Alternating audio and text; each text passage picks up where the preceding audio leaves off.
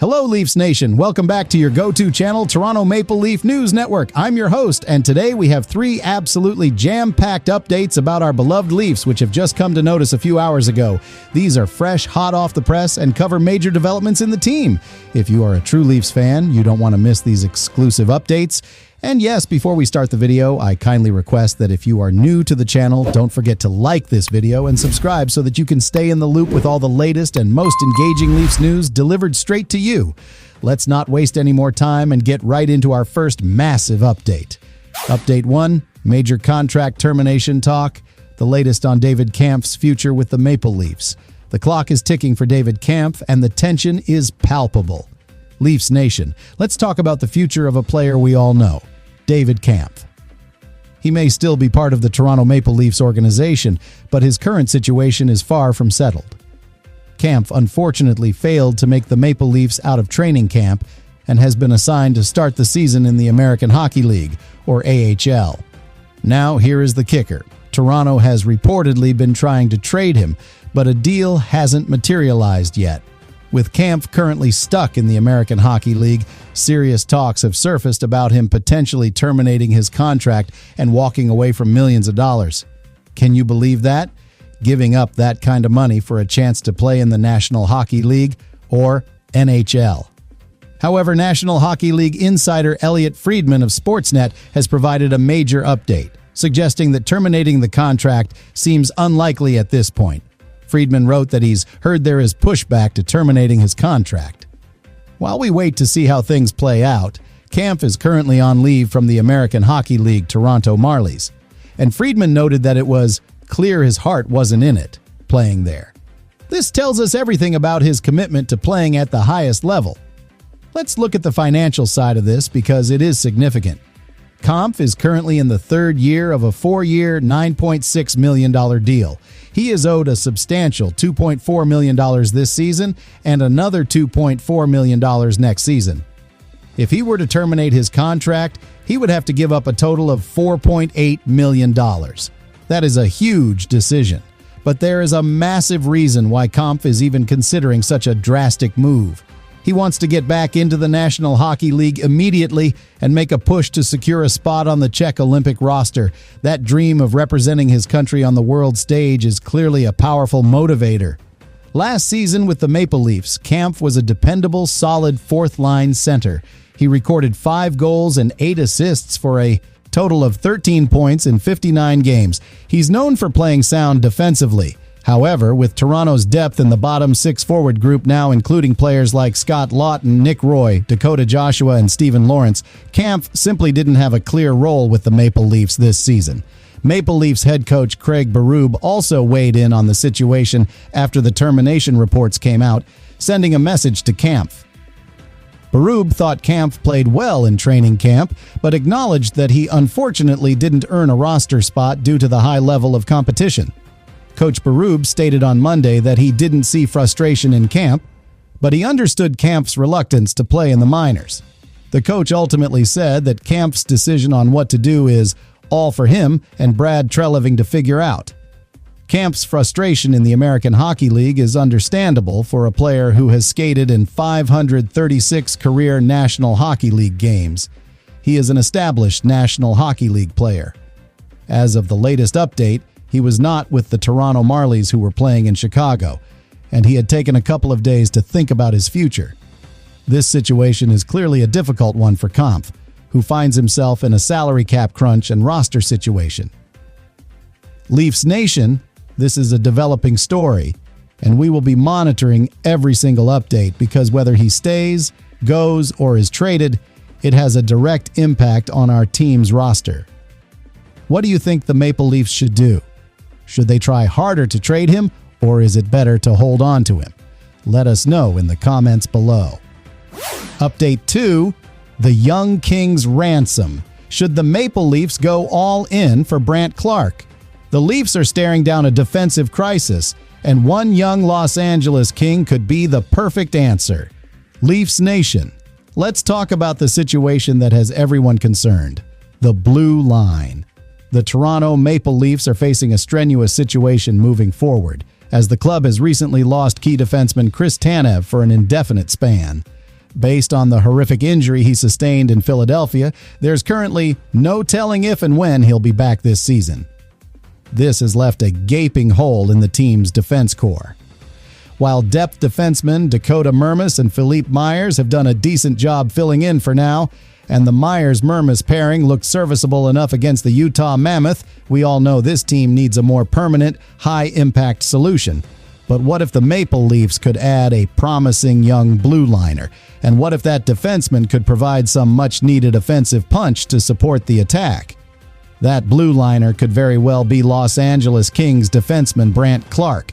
Clarke has been the subject of trade speculation for quite some time now.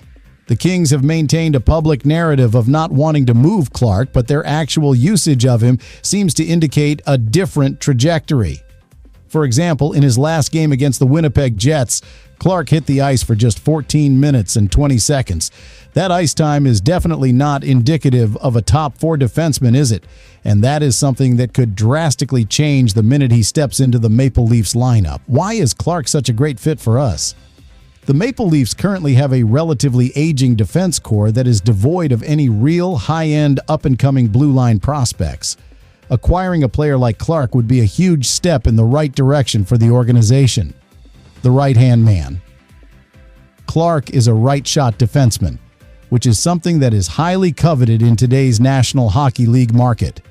This alone makes him a solid fit with the Maple Leafs. Immediate impact and huge upside. He could initially slide right into the Maple Leafs' bottom defensive pairing alongside Oliver Ekman-Larsson. However, his upside is much higher. The possibility exists for him to get some valuable reps with Morgan Rielly on the top pairing. The offensive weapon. While he may not be the most defensive defenseman in the league, that wouldn't necessarily matter for our team. The Leafs desperately need more offense generated from the back end, and Brandt Clarke is a player who can deliver that. Imagine the lineup once Tanev returns. If he does, the Maple Leafs would have the luxury of deploying Clarke in various roles. Depending on how he fits in with the other defensemen, it would give us incredible flexibility. The biggest cause for speculation regarding Clarke is the fact that he does not yet have an extension. He's set to become a restricted free agent, or RFA, at the end of this season. That situation has teams all around the league keeping a very close eye on the 22-year-old blue liner. While the likeliest holdup for Brandt's new contract is Adrian Kempe's extension, that doesn't mean the Kings couldn't move him, especially if the Maple Leafs can offer the right return. Here is the tough part. Toronto may struggle to come up with the sort of pieces that could wow the Kings into making a deal. However, sometimes a team, like Los Angeles, may choose to cut their losses and simply get something useful in return instead. Brandt Clarke has the potential to solve our immediate defensive depth issues and give our team the young, dynamic, offensive-minded defenseman we desperately lack in the pipeline right now. This is a trade that Brad Treliving should absolutely be kicking the tires on. Update 3. The goaltending. Question: has Anthony Stolarz been good enough for the Leafs? The defense is struggling, but is our star goalie Anthony Stolarz living up to his brand new 4-year deal? Leafs Nation, let's turn our attention to the crease, where a lot of the discussion and sometimes frustration has centered this season. The Toronto Maple Leafs have had an up-and-down start to the year, especially after relying so heavily on stellar goaltending last season. Heading into this season, General Manager Brad Treliving made a significant commitment, signing Anthony Stolarz to a 4-year deal with an average annual value, or AAV, of $3.75 million. Coming off a season where Stolarz posted an incredible 0.926 save percentage in 34 games, that deal looked like an absolute steal. But now, just a few months in, there have been some serious discussions about his play this year. Has Anthony Stolarz cost the Leafs some wins? The obvious truth that we, as the Toronto Maple Leaf News Network, must point out first is this: the Leafs haven't been good enough defensively. It is a systemic problem. Stolarz has faced the 9th most high danger shots out of any goaltender in the entire league. If you want to put your goalie in a position to succeed, they simply cannot see that many grade A scoring chances. It's an unsustainable workload. With that alarming number of high danger shots Stolarz has faced, It is no surprise that the Leafs have allowed the 7th most goals in the National Hockey League, and Stolarz currently holds an alarming 0.895 save percentage. Now, let's get into the advanced numbers, because this is where the real story is told. For many of us, it has felt like more of those good chances have been getting past Stolarz than they did last year, and the numbers absolutely support that feeling. This season, Stolarz has posted a minus 0.85 goals saved above average, or GSAA, which ranks him 43rd in the league. He has also posted a 2.68 goals saved above expected, or GSAX, which ranks 27th in the league. Just to compare that to last year, the difference is stark. In the previous season, he posted a massive 24.22 GSAA, ranking 4th in the league, and a GSAX of 31.2, ranking 2nd in the league. The drop-off is undeniable. However, I am here to tell you, Leafs Nation, do not panic.